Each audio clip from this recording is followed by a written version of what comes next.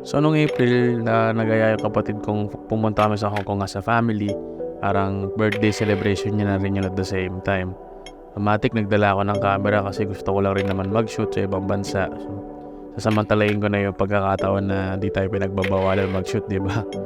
Pero throughout the trip, nagkaroon ako ng dilema.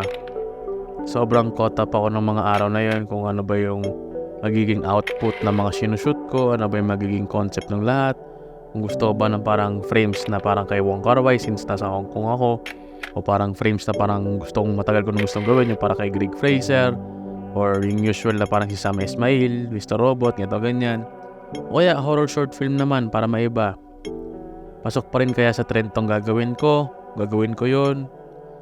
Pero doon ko lang rin na-realize na nakakapagod maging masunurin sa algorithm.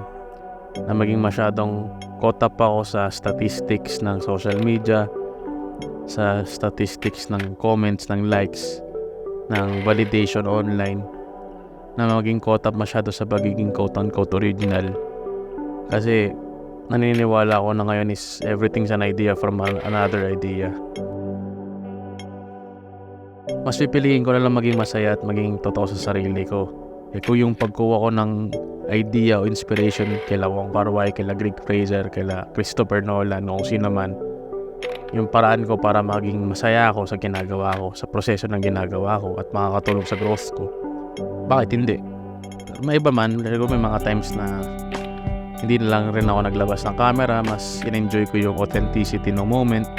Iba pa rin yung experience, mas na-appreciate ko yung iba-ibang moments nang hindi din-document lahat, nang hindi sinushoot lahat, na just living the moment, you know. Sabi nga sa Disneyland, diba? Just live the moment and love the memory.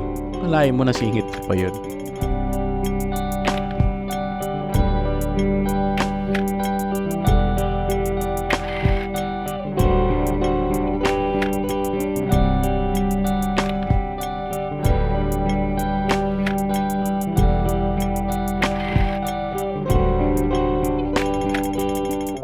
Pero ngayon,